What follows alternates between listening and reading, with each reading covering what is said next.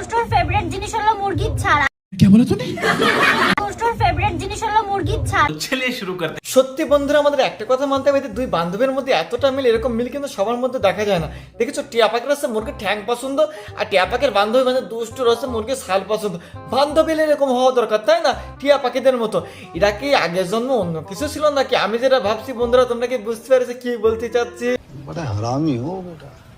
যদি কেউ বুঝে থাকে তাহলে অবশ্যই কমেন্ট বক্সে এসে বলে যাও।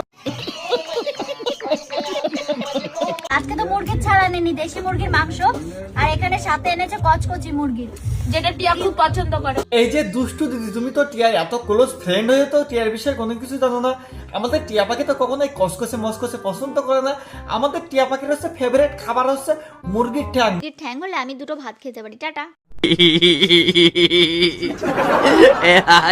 বাংলা কথা হচ্ছে মুরগির পা।